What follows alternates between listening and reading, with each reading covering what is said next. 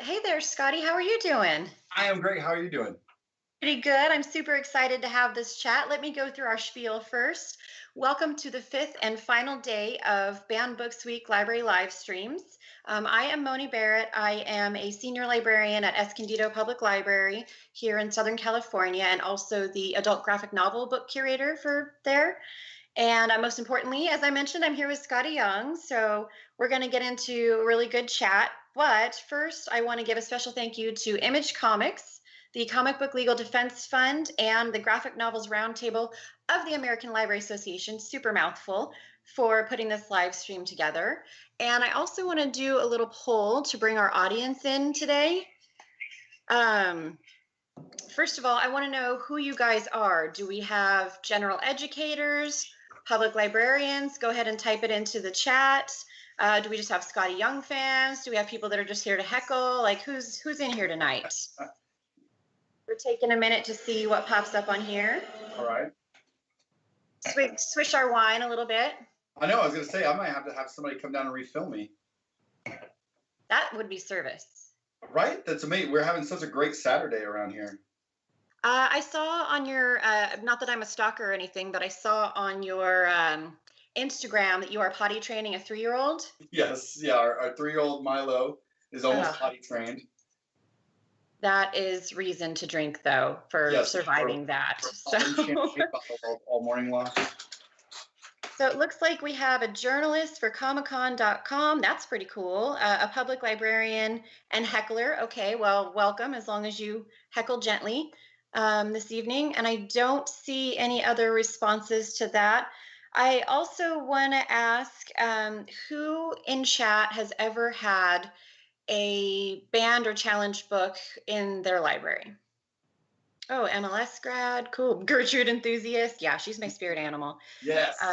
Small press comics, very cool. Yeah, so I'm just curious about any banned or challenges to any materials in your library or a library that you've heard of.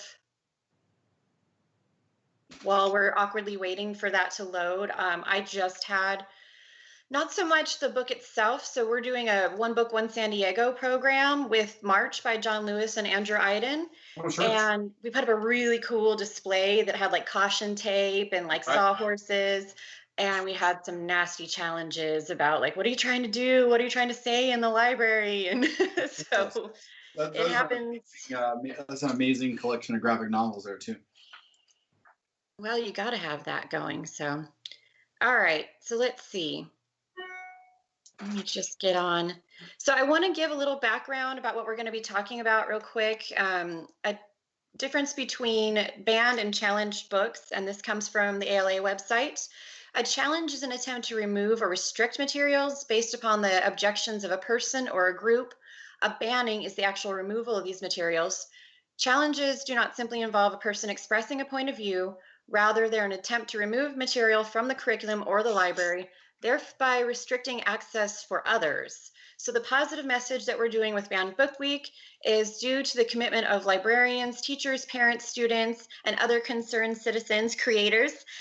Most challenges are unsuccessful, and the materials are retained in the school curriculum or library collection. So that's a really good thing that most of the time these things get resolved and the items get to remain. So I'm super familiar with your work, but I think everybody wants to hear you talk about yourself a little bit. How did you get started in comics? I read comics. I started reading Mad Magazine when I was a really young kid, so I knew what Mad Magazine was before I knew what superheroes or what comic books were. And started reading Archie, and then slowly got into Image Comics when Image rolled around, and kind of discovered comics through that actually, and started reading Marvel stuff. And then I realized, I like to draw. I like to read comics, and maybe I want to go write and draw comics at some point. And I happened to be at a convention one year in Chicago when I was young. I think I was 20, 21 or so, and I met C.B. Cebulski at the time, who was just at the time was just trying to figure out where his place in this business was as well. And he had a few little things going at Image, and left a card at the table of a little independent table I had at the convention. It was the first time I ever sat behind a table. And he left a card, and CB and I became friends. And at the time, he didn't work for Marvel. He was doing independent stuff, but he happened to be with a bunch of Marvel editors at a bar one night when one of them was like, oh man, you know, somebody can't finish this miniseries, or we need to fill in. And he knows CB knew a lot of artists. And he's like, do you know anybody that can turn in, an issue around real quick? It was on Iceman, an Iceman miniseries. And he was like, yeah, I've got a buddy of mine that I think could help you out. And I literally, like, right place, right time, you know, pretend that you're more prepared than you are when you get the call. And so I got that call to do the fill-in for Iceman #3, and that came out in 2001. And I've been drawing monthly comics at Marvel Comics mostly ever since. And then, you know, and then in 2015, finally like made the jump and leaped out and started launching my own creator-owned books at Image, which is, you know, some of my favorite things I've ever done. Yeah, I wanted to ask you about the writing. I read somewhere that you kind of used your art to kind of leverage kind of an opportunity to do some writing. Is that true? How did that come about, and why was that so important to you? Well, I always thought when I first started off, I just thought that's what you did. I thought you wrote and drew your own things, right? Because, you know, I grew up reading Calvin and Hobbes. I grew up reading Mad Magazine, which, you know, Sergio Aragonés scripts and Jack Davis things, and a lot of the Image books were, you know, written and drawn by the creators. And so I just thought that's what you did. It wasn't until I got into comics and got hired that I realized, like, oh, I'm going to play this role for a minute. And I always intended to, like, wait a minute, okay, well, this another job came, and another job came, and you'll keep taking them because you kind of want to pay your rent. Yeah. But there's always this thing in the back of my head, like, why, like, I got to get to the place where I'm telling my own stories. And then there was a job that came up once for me to draw. It was like they were doing like a Marvel Monsters resurgence, like a event or whatever. And I got a call from John Barber, an editor at the time. And he said, hey, do you want to draw one of these Marvel Monster stories? And I was like, yeah, but only if you think I could write it as well. Like, just write it and draw it. It's like a 14-pager. It's like, yeah. And that's kind of what I've done with my whole career, is if I wanted to do something, I kind of just decided, if you ask, because the only thing that they can say is no. Yeah. You know, which is, you know, I think that kind of mentality somewhat goes along with what we're talking about here. There are a lot of books and stuff, which is like, we kind of do what we want until somebody tells us no, and then we're still going to challenge them on it, you know? And so that's really what it came down to. They asked me to do a Frankenstein story, and I said, yeah, I would, but I'd like to write it first. And I did it, and the editors up there were like, wait, you're good. Like, you have a voice there too, you know? And then slowly but surely I'd get a little job here and job there, writing a little X-Men short, and just me developing a skill for that side of the craft, and getting used to the spatial relationship of pages and things like that. And then finally, I wrote a Magneto miniseries in I think 2010 or 11.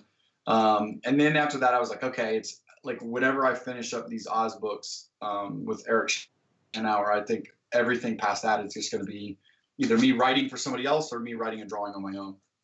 Nice. Yeah. So I see in chat they keep talking about Mad Magazine, which was something I was going to ask you about. Yeah.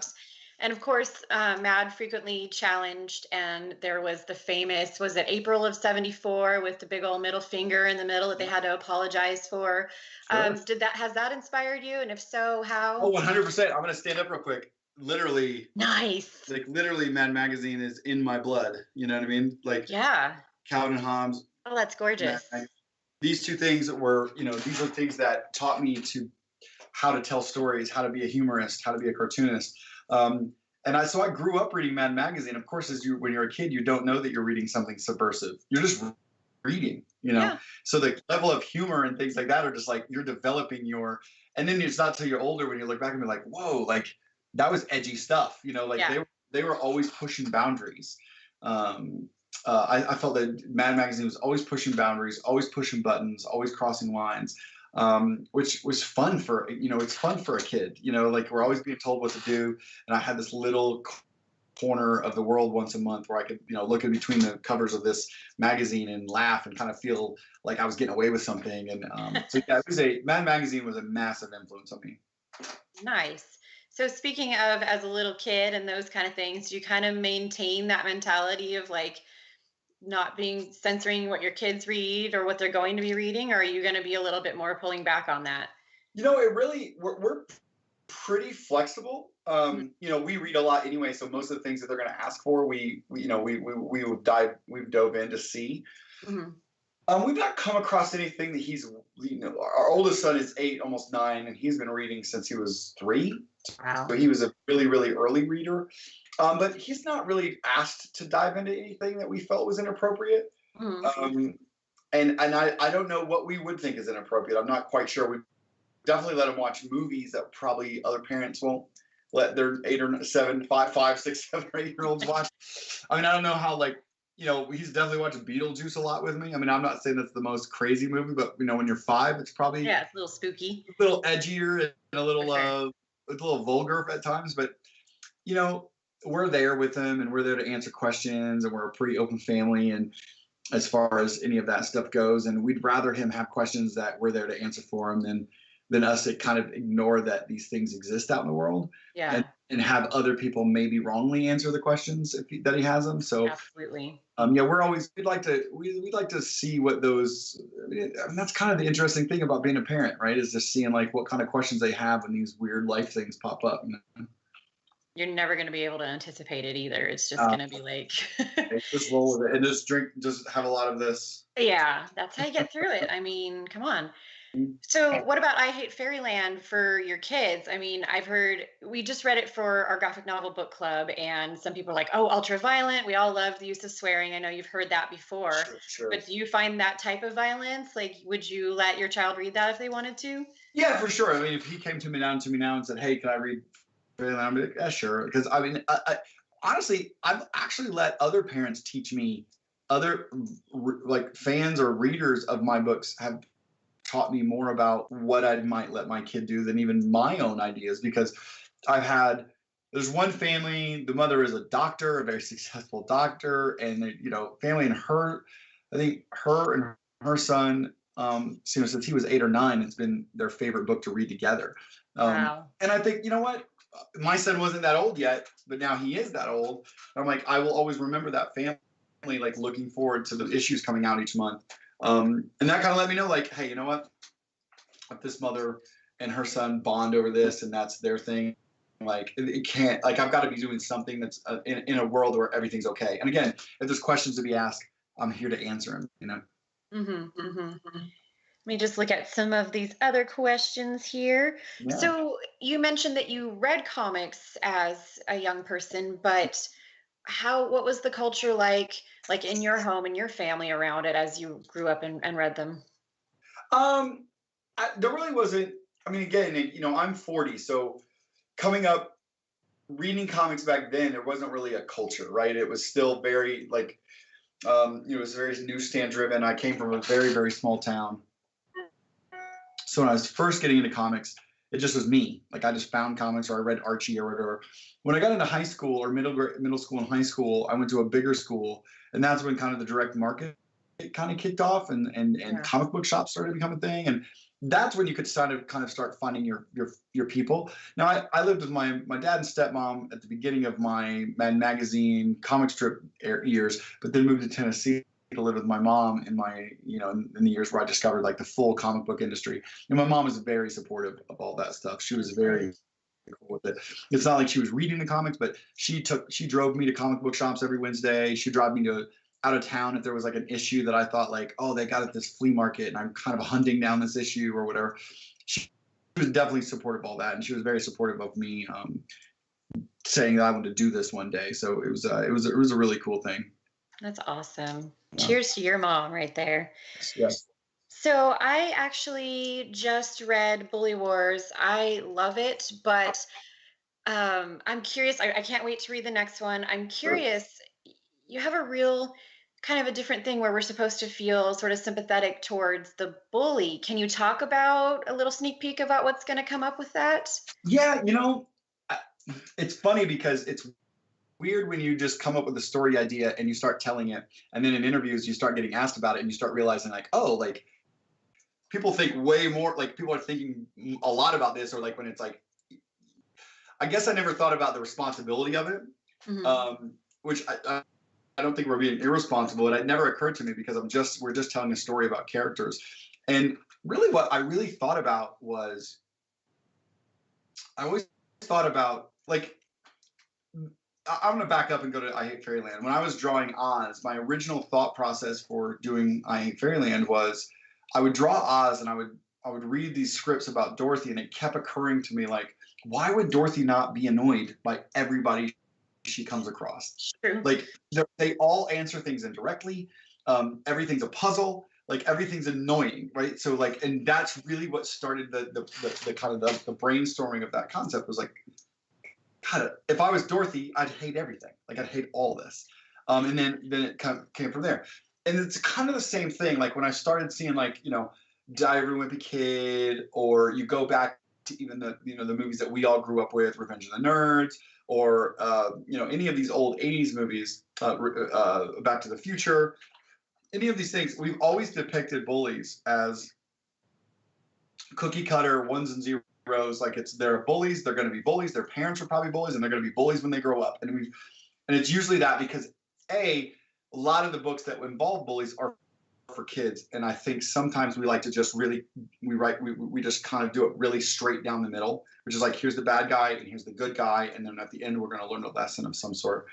And I just thought it would be interesting to explore the idea of a bully getting to a place and realizing that there's other bullies, and what happens to that person. And hopefully over the course of reading the series, readers will see, like, it's not always black and white. The good, nerdy, picked on kids, they can also maybe be bullies at times. Like, everybody, it's a slippery slope. Power is a slippery slope, It doesn't matter if you think you're wholly good all the time, and I don't think if you're a bully on Wednesday that it doesn't necessarily means that you're going to be the same person on Thursday. You might have come across something that changed your mind. You might have been taught something that changed, especially when you're a kid. Like, kids are these sponges of information and lessons that we're constantly trying to teach. But I find so much in fictional narrative, we constantly just say they're one thing and they never change. So the good kid's going to end the story being good, the bad kid's going to end the story being bad. So we just thought, like, it might be interesting to show, like, a weird gray area, and in a funny way, like, have some comedy and some jokes and some laughs, but show, like, high school's weird and high school's hard. I don't care if you're the bully or the picked on. Maybe you're not going to be the bully. You maybe start the freshman year and you're bully, and you graduate the senior year and you're the nerd. I don't know. Like, that's the interesting thing. Like, if you would have seen me on the first day of freshman year and met me on the last day of senior year, you met an absolutely wildly different person, from the way I dressed, from the way I looked, from the way everything was different. So there's a little bit of that, what we were trying to explore with maybe looking at that paradigm of bullied and bully, and just seeing, like, what is in the mind of, instead of just saying, well, the bully's a bad guy, like, maybe just seeing, like, what's in their mind, and maybe can it be changed? What would it take to be changed? What would it be for them to see, hey, wait, maybe I'm not so different from this other person that I pick on all the time, or maybe I don't even know why I pick on this, like, those kind of things. But hopefully you're laughing while we're talking about those things. I sure was, 100%. So I'm curious, and then the illustrations in that are gorgeous, but are intentionally off-putting. Like, that's the point, right? And because you're in Rottenville, and I would liken it for the audience, if you haven't read this, to kind of like Ren and Stimpy, that detail, and you get the pimples and all those things. So between that and, the content, again, of kind of not feel sorry, but start to relate to a bully, have you had any pushback, or do you anticipate any kind of, like, sensory on those? I don't know, and that's really kind of like, we discussed this going in, and part of this was, I've had this idea for about 10 years, and I've always been a little nervous about pushing forward with it, because it's, initially it's a story that sounds like it's about bullies, and there definitely is caution on our parts of making it, to make sure that we don't glorify it, or we don't make it like a very enticing thing to be. So everything that we do, that's the point of making the town a little gross, the school's a little gross, all the things, like, everything's definitely over the top, to kind of make sure that you keep in the mindset of, like, this is all tongue in cheek. This is all, you know, a really wacky, over the top scenario with a little bit of an exploration of that world. Other than that, you know, it's one of those cases, and again, I'm sure that anybody on these banned books, you know, lists that kind of fit in with this week is happening. Other than that, we really just decided we can't think about that. Like, we really just want to make the funnest book that we can, and say what I think we want to say, and hope we get it right. Other than that, if we, you know, we've tried not to predict what others will or won't like about it, because if we start doing that, then that's a crazy slippery slope too, and no one ever wins at the end of that, right?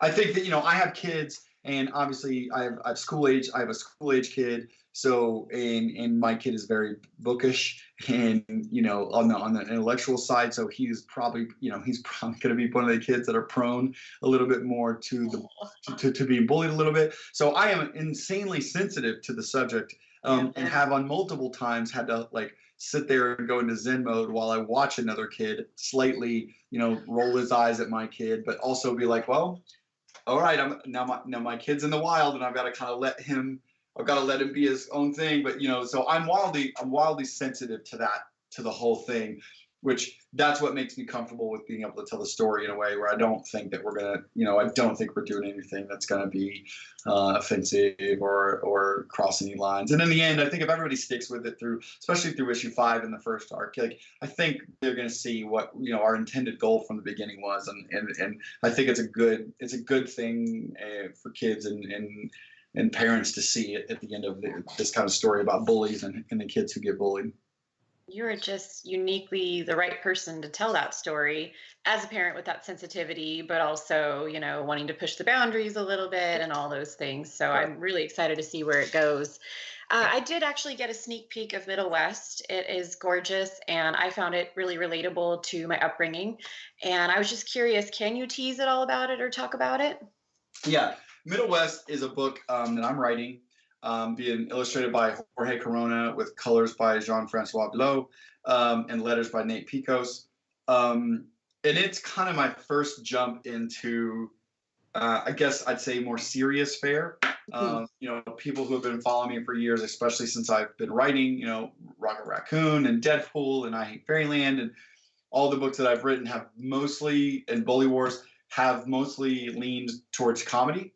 And Middle West is much more of a personal type story, where there's a lot of snapshots of my actual life weaved into a magical realism type world of kind of a magical realism world of the Midwest, which I've grown up in. You know, I've lived here most of my life in the Midwest. So yeah, it's a story of a boy, like a young teenager named Abel, who, you know, lives alone with his dad in a very small town in Middle West, and just kind of the struggles of these two's relationship. And, you know, at some point their relationship comes to a head, and Abel has to go on a journey to try to kind of escape the monsters that are inside his family, but also possibly the monsters that he feels might be inside him, both figuratively and literally. And it's just, yeah, it's a really, you know, I think people who like old school Don Bluth movies, or, you know, Miyazaki movies, or you know, Never Ending Stories, or any of those kind of those 80s kind of darker, you know, adventure coming of age quest stories are going to enjoy this book. Jorge is amazing.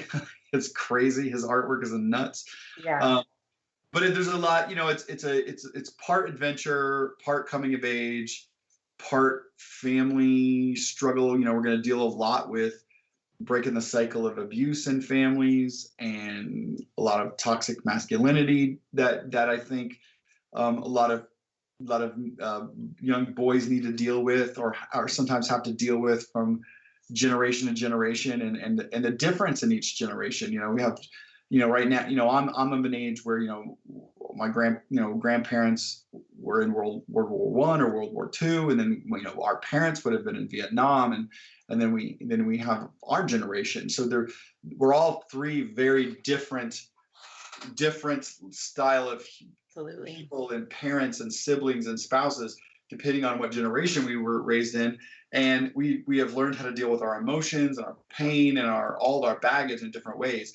I think some generations dealt with it very physically. Some generations dealt with it by kind of trying to drown it out with alcohol or any of these things. And then I think there's generations who are starting at least to try to learn how to talk it out, who are trying to communicate it out and figure it out instead of try to exercise it out or in wrong ways. So we're diving a little bit again. I think those are the underlining themes through the story that we're gonna deal with while having Abel on a pretty kind of big quest. Like in the same vein that you might think of classic stories like Pinocchio. Where Pinocchio goes on this giant, really pretty dark quest to try to figure out his humanity. And what that means, and that's a lot of what I think we're going to deal with Abel and his dad and what he's trying to learn through his journey. So that comes out in November from Image Comics, and I am dying for people to read this. It's definitely one of my favorite things I've ever done. Well, I'm looking here in chat, and everybody else seems very excited about it as well. Awesome. Image is saying they expect to cry a lot. I felt the same way when I finished it. So. Yeah. I would be remiss if I didn't ask you, do you have any scary or good librarian stories, or how you got inspired to work with libraries for things like this? I have no scary library stories. I only have good librarian stories. I've done things with the ALA. Image has, I love Image because they've really done a great job of connecting creators like me with librarians and libraries. We often go to functions, whether it's conventions or San Diego or ALA, where Jeff and Chloe and the whole crew really connects us with librarians. Like we go out to dinners and we get to know these people, and I've gotten to know so many amazing librarians over the last couple of years of being in Image. That I've learned so much more about the library system and how important it is for not just books in general, but for us as comic book creators. Librarians work so freaking hard to plug in the various graphic novels and to educate people on what graphic novels are or what comic books are. It's really amazing. I think it's a really great thing. So I have no bad stories, only good ones of just being able to go to these ALA dinners and Comic-Con dinners and laugh and crack up and sometimes go out for drinks afterwards with what I consider the soldiers on the front line of literature in all the forms, but especially in comics. It's pretty amazing. Making those connections, it's so hard in this day and age, and it does do a great job helping out with that. So I wanted to ask you, if you were writing your bio yourself right now, what would you have to say about Skottie Young? What would you say drives you, your white whale, so to speak? What's the thing that you want people to know most about you?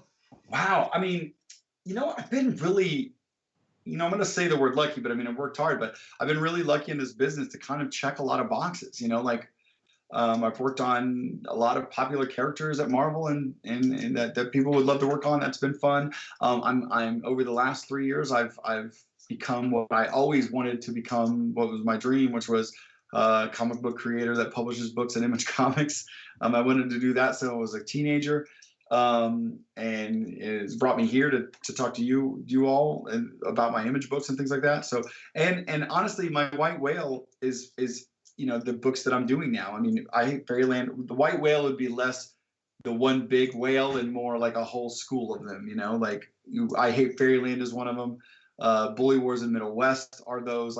Basically anything that I get to do at Image Comics where I write or I draw or I write and draw and own these properties of these books and be able to tell these stories without anybody saying you can't say that or you can't do this or we can't publish that. It's just great. So I'm really kind of living in that zone right now. I'm living in my white whale right now. It's I can only imagine it'll get better, but or I can only hope, I guess, that it would get better. But yeah, right. I'm in that place right now. I have no complaints. At the same time that I'm wrapping up I Hate Fairyland and writing Middle West and writing Bully Wars with two amazing artists. I'm also the writer on the main Deadpool book at Marvel. It's just like a weird world I live in right now. So yeah, I'm enjoying everything right now. That'd be my bio. Skottie Young is very happy and out of wine. Out of wine? Well, you can't be that happy. But I guess you've had the wine already. Perfect. Be dead, right? You know what, though? You've got such a positive attitude, and I think it's really lovely to, be having this conversation with you. And as we move forward in that, we're going to talk about some of the heart of the actual censorship. And I know we've touched on a lot of it already, but I want to remind everyone in chat that if you have questions for Skottie, you can go ahead and start putting them in there because we're going to ask them in a few minutes. But in particular, why did you agree to do this specific conversation? Why do you find the topic of banned and challenged books so important? I just think that I just like ideas and I like information, and I think everybody's ideas and information are interesting, and I find it. I feel like it just limits us as human beings to take things off the table. And when I feel like we get to a place where we feel there's any sort of body that can start governing what is the correct or right or okay information that people should take, it just starts. It's a slippery slope. Yeah. To start being like, well, this is creative, or this is not, or this is art, or this isn't, or this is acceptable, or it isn't. It doesn't make any sense to me. I feel like we should all be able to make those decisions on our own, taking the information. And again, that's coming from a place which is like, some of that information is going to be stuff that I don't agree with, Yeah. and my information is going to be stuff that other people don't agree with. But I don't know that I'm going to learn who I am unless I'm able to really get out there and dive deep in some books and learn about the world outside of the small bubble that I've lived in. And I certainly don't enjoy the fact that there is people out in the world that decide that can come along and decide that and shut down ideas and shut down art in that way. So yeah, I always think it's an important thing, of freedom of speech, of freedom of expression of ideas. I just think it's super important for creators, but more so, I think it's important for us as people learning. I mean, we talk about coming of age stories when we're kids, but I'm 40 and I'm still coming of age. I'm still figuring it all out, Hopefully we never figure it all out. Otherwise, life gets pretty boring. So, yeah, absolutely. Do you think that there's any timeliness to these issues, or do you think this is something that's always been an important topic and kind of will continue to be so regardless of anything else?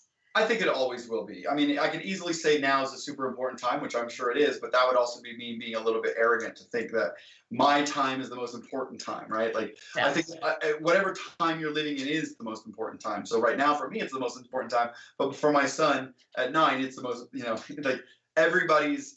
It's going to change for everybody. I'm just glad that there's always going to be librarians and teachers and officials or anybody who are going to fight for books or ideas or music or whatever to keep that stuff from ever being kind of buried. I definitely think it's an important thing. Very nice. You've done a lot of variant covers. Sure. I just saw one for sex criminals. I was just showing her upstairs. She hadn't seen that, and I was just like, "Have you seen my sex criminals cover?" It's funny that you brought it up. Have you had any pushback on anything that you've heard specifically, or through image, or has anybody ever told you that there was something that was challenged, or a kind of that gatekeeper phenomenon where people were trying to tell you what you should and shouldn't do? No, I've had this really weird thing. It's just like, I don't know what it is. I don't know if it's me. I don't know, but no, I've not really had any pushback. I thought I Hate Fairyland would have tons of flack, and maybe it does, but it doesn't reach me. Like, maybe I don't hear about it. I thought the sex criminals thing was definitely going to get me I thought it was going to get me in hot water a lot. It hasn't, man. I'm signing those copies at books. Or at cons. I'm like trying to hide it a little bit. There's a lot of kids in my line, but yeah, I've had a pretty smooth ride when it comes to that stuff. So far. I also think that people who follow me online, I'm very vocal online. I'm very accessible, and people most of the time know what to expect from me. Like, one way or the other, you know. So maybe that helps. I don't know. I can't predict. I'm so used to just being in this room by myself making stuff. I never really know what's happening out there. That's kind of a blessing in a lot of ways. So let's see. So, as a librarian, we always like readers advisory. What comics do you think, besides yours, of course, do you think that everybody should be reading?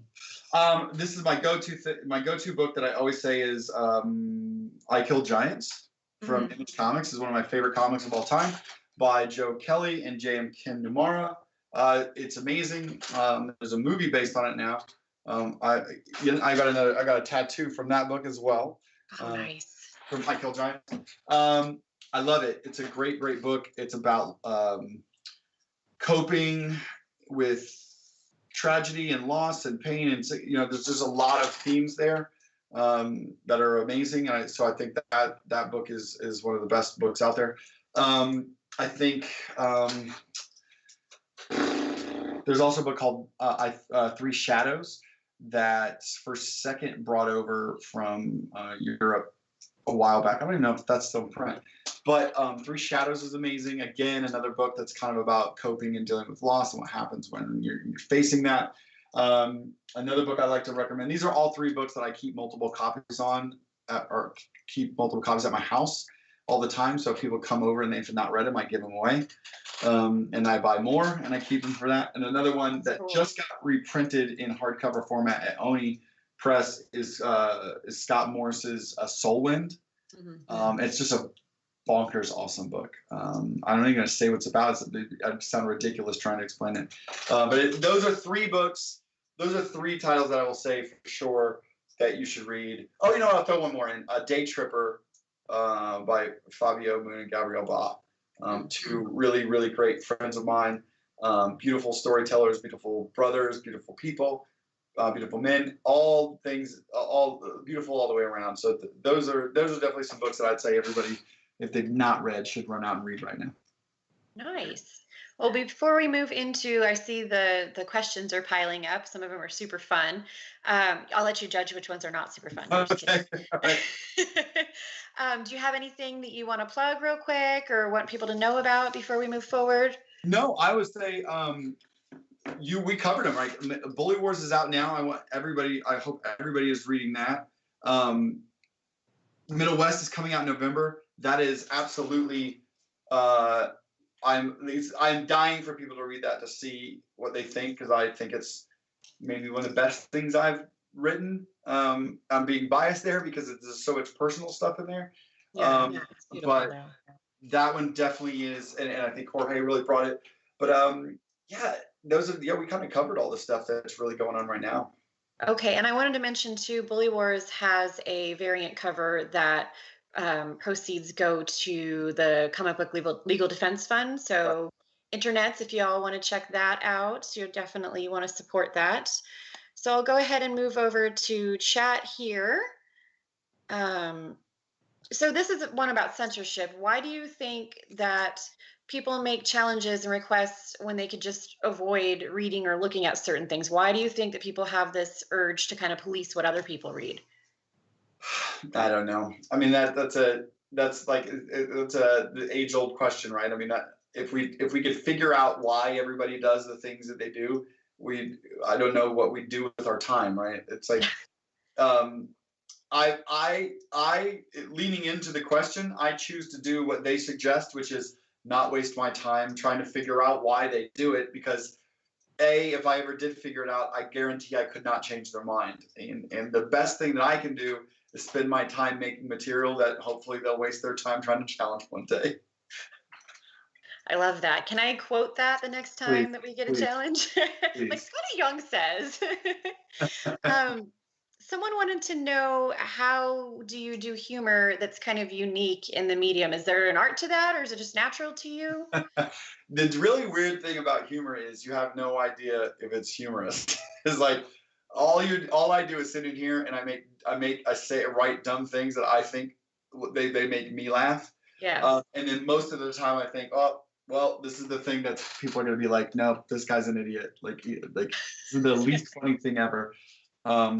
And then it works somehow. So yeah, I don't think there's any method. I think you just lean into yourself. You lean into what you think is funny. You lean into whatever you find humor in, and just try to keep honing that. I don't find there to be any secret or answer, and I'm constantly in fear that I'm faking it. Someone wants to know what is on the front of your hat. Do you care to share that with us? Yeah, it is a revolt tattoo. So we went and got tattoos in Vegas, a big crew of ours. And me and Jason Aaron, for everybody out there who knows Jason Aaron, he writes Southern Bastards and The Goddamned Image. Me and Jason Aaron and our friend Chelsea and my wife Casey went to Revolt, the tattoo company there and a tattoo studio there, and got tattoos. So while we were there, we bought a hat. So there you go. Nice. Plug for them as well. Yes. Any real life inspiration, and I think I've heard you talk about this, but for the audience, of the character of Gertrude? I mean, listen, at the end of the day, Gertrude is like a weird cipher for all the things that probably get on my nerves, right? I mean, you know, I have a parent, I'm a husband, I'm a worker, I'm an employee of sorts, you know, and you find ways to make this character that can exercise all the demons of those things, right? So, you know, I've got a kid, and my two kids watch these movies and these shows on repeat, and I just hear the same shows over and over, and the same theme songs over and over, and these terrible toys that sit around our house that play these digitized terrible songs, and it's over, and it's like, oh my God, this is, you know, so you just feel like I live in this weird child world, and then, well, my escape is that I draw books that mainly are for kids, and it's just so, you just have this weird world, and so Gert was just kind of like, okay, like, let's just, what's my id, you know, what's the darker little person in me that I can like reach in, put that on a page, and then exercise all that out so I can come home and, like, you know, make grilled cheeses for my kids with a smile on my face. Is your family or your kids doing Baby Shark right now? What is it? Baby Shark. Baby Shark. You have not heard Baby Shark? I don't know. I might have to go up and ask them about it. Oh, 2 billion views right now. And what's that? Is it on YouTube? It is definitely on YouTube, multiple versions. I'm sorry in advance if you haven't heard it, because when you end up hearing it, you will never unhear it. I know. And, you know, I had people in book club like, oh, we don't like Gertrude. Like, why is she so angry all the time? And I'm like, if you lived in a world that was the equivalent of Baby Shark running through your brain all day, every day, you would be angry as well. What's that? Mine was Caillou. Oh, my gosh. Oh, my God.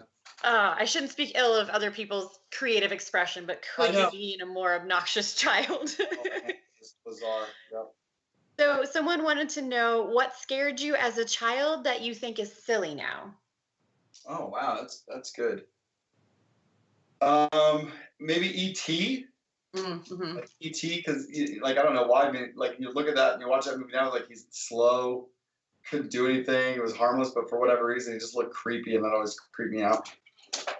Oh, and then you mentioned Pinocchio earlier, and I feel like we were just having that conversation recently about how scary that actual story and everything is. That's another thing that didn't scare me as a kid, but actually scares me. It's the reverse. Like, now I'm like, wow, that's actually weirdly like that's kind of pretty much a story about child abduction and maybe child slavery. I mean, it's like, no big deal. Yeah. So, and I've seen these as well on your social media sites. Someone was mentioning that your daily sketches are awesome. And where do you get inspiration for drawing these? That really just comes up on the day. That's kind of the point of them, is whatever's kind of flowing through that day. You know, my wife might have said something, or I might have had a frustration with something, or I haven't drawn Venom in a while, or whatever. It's really random. That's the one place in the day where I'm like, nobody can tell me what to do. I'm going to draw something that's completely for me. So sometimes I'll work out, you know, I've got a little character called Boy. It's like a little gas mask character, and it's for a project called Boy at the end. And I'm like determined to, that's probably my white whale, is figuring out how to tell that story. But, you know, I'll either draw a drawing of him, or like I said, like, oh, I haven't drawn, or I'll draw Willy the Wonka at the Chocolate Factory, something. Really, the daily sketch is just like, it's my free time to do whatever I want and post it online. And I only take an hour. It's like the first hour of my day. That's pretty amazing. So that, I guess that negates my next question, which was, do you ever entertain a potty training child with sketches while they're on the toilet, since you have to sit there like your whole life? So my kids are not impressed at all. with me or what I do. It's like, I'm just dad. I'm just dad who has an office. Like the fact that I know how to draw or any of this stuff is not. It doesn't. They're just like whatever. So yeah, my drawings don't entertain them that much. I was gonna say your kids don't know that you're like kind of a thing. Yeah, no, I'm not a big deal to them. This is kind of a curveball, but if chat asks, we will bring it forward. Are there any prose books that you recommend? Oh, 100%. I'll just right off the bat. Neil Gaiman's Ocean at the End of the Lane. It's probably one of my favorite books in the last many, many years. It's very short, but I think it's one of his best books. I think it's one of my favorite books that I've read in years and years. I think it's amazing. Yeah, I'm gonna throw that one out there right away. Yeah. Nice. I wanted to ask you what projects that you have worked on either you've learned the most from or kind of like been the most proud of so far. I mean, you kind of mentioned maybe Middle West, but maybe something that you finished that you sort of went through that process. I mean, The Wizard of Oz graphic novels were huge, right? For me as a career, because they kind of gave me the freedom to draw however I wanted and kind of break free of what I thought you had to do when you're drawing comic books. So I kind of broke away from that superhero mold and drew a little bit more how I would naturally draw, and found out how I naturally draw, and realized like, oh yeah, I don't necessarily know that I am really straight up superhero guy. Like I am much more of this other thing. I'm the Henson guy that I grew up as with the Beetle. You know, I grew up watching Beetlejuice and Dark Crystal and Neverending Story and those kind of things, and then also the humor stuff. So I would say the Oz books are probably I always will consider them a massive point in my life and my career that changed everything for me. Changed the direction of my career, gave me the confidence to actually tell people what I wanted for my career and not just wait for me to be given anything. It taught me what I like to read and what I like to write and what I like to draw. So yeah, I'd say those books really were the turning point for me. Well, kind of then as it relates to censorship, you mentioned that your mom was supportive of you with comics growing up. Where do you think then that you got this notion that you had to draw a certain way, prior to Wizard of Oz? Where did you get that kind of concept of yourself? You're just youthful, and it's just like anything with any job or like anything. You think, well, this is what comic books are, and you kind of look at it, and in part it's just also your ability. I mean, I wasn't, you get better over the years, and as you get better, you become more free. I mean, if you could almost backtrack anybody's artistic career, and at the beginning of their career, they always tend to look like their favorite people, because that's kind of how we learn how to do it. And eventually, you let go of that and you shed those skins that you've you shed those costumes that you've kind of put on over the years, and you find out who's naturally under there. So I don't know that it's a conscious thing that you're thinking at the time. It's more of a hindsight thing that you go, oh, I realized at the time I thought I was drawing exactly how I wanted to draw. Mm-hmm. But it was so hard. And now you look back and you're like, oh, I realized I wasn't drawing how I wanted to draw. I was drawing how I thought I was supposed to draw. Or I was drawing what I thought comic books were. And that's just because, comic books are dominated by superheroes, or, or you fall in love with these three artists and you think, well, that's how I want to draw because, whatever. So yeah, I don't know that it was as conscious as much. It was more of a looking back and coming up with that idea. What you'll find out about me is almost anything I'm doing at the time is absolutely just making shit up as I go along. The rest of me is like, I could always talk really poetically and beautifully about what I did 10 years ago. And it always seems like I was a genius. But when I was any time that I'm in the moment, it's just like, I don't know what's happening.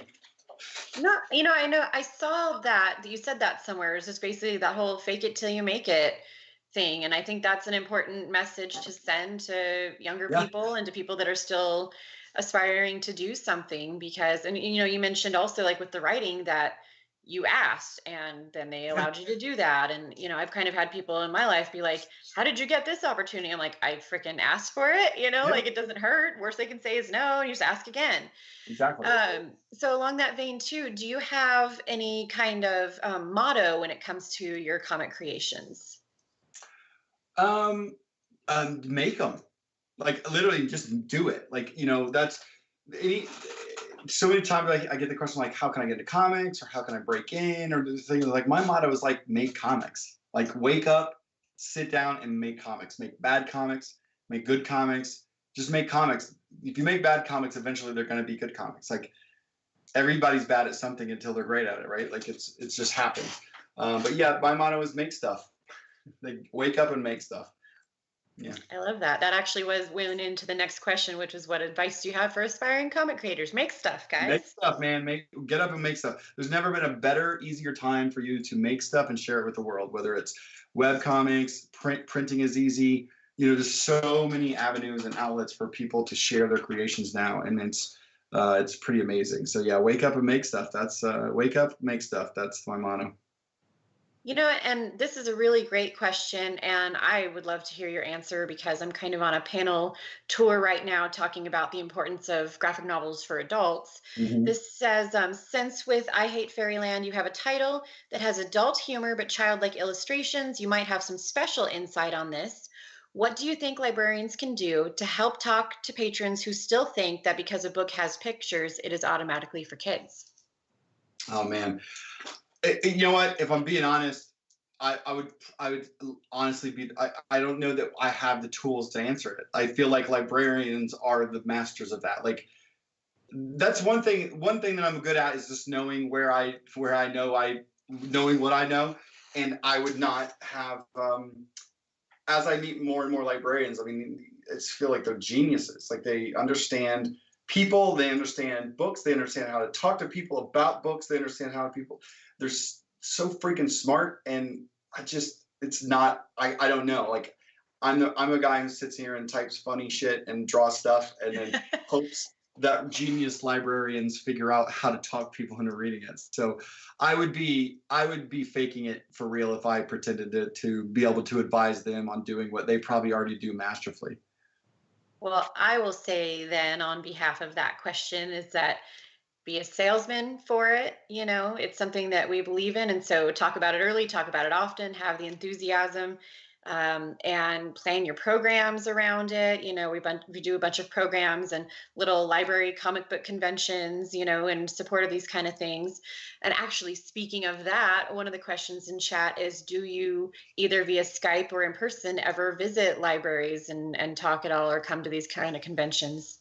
I went to one convention that's held in a library. I don't know if the library put it on, but Jeff Smith puts on a convention in Ohio at the Columbus, at one of the libraries there in Columbus, Ohio. And so I went there, but libraries have been the one place I haven't gone to speak at. I mean, like I said, I've done LA and I've went out and powwowed with librarians and done a lot of stuff, but yeah, I haven't actually attended a library show before. Are you saying you aren't getting asked? I'm not gonna say that. I don't know. I will be honest. I get asked to do a truckload of stuff, and so sometimes I can't remember which ones are which. Gotcha. Especially with kids, I'm just not able to go to as many anymore, as many things at all anymore. I'm sure I've been asked to go to libraries before. The downside for me is that usually it is like a one-day scenario, and it's fairly far away. Yeah. And it's just the logistics of trying to navigate a kid's schedule and my work schedule. And, you know, so like kind of carving out 3 days of travel for a couple hours, you start to feel bad, but yeah, it's hard to navigate sometimes. Oh, 100%. And your kids are only going to be young once. So I get it. You're preaching to the choir there. Right. We've only got a few minutes left. I just wanted to see if there were any other questions that are jumping out at me that I really want to ask you, but yeah, no, I think we're pretty much good. So if you don't mind, I have another little spiel here for our closing, just to kind of talk to our audience about what to do if they have banned or challenged books, where they can reach out for support. So the American Library Association's Office for Intellectual Freedom provides confidential support to anyone undergoing a challenge or a ban, or you can just put those two words together. Support can come in the form of letters, book reviews, resources, talking points, or even just emotional support. Hey, you know what? Some of those challenges, they're pretty nasty to people. I've had some real nice things said to me before, when things are being challenged. So report censorship online. I'd appreciate it. I think we're going to put it's on ALA.org. challenge support/report. Hopefully they just put it in chat because, or by calling 1-800-545-2433. The extension is 4226. Just one more time, 1-800-545-2433, extension 4266. And there it is in chat, and there is the Comic Book Library Defense Fund link as well. So that I would recommend you check them out anyway. Anybody who is interested in this conversation would definitely love to see the content on their page.